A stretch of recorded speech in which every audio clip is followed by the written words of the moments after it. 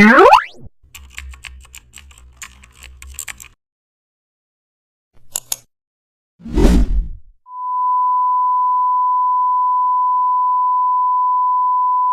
back to the channel. Today we are explore how to create floating Iceland effect in Photoshop.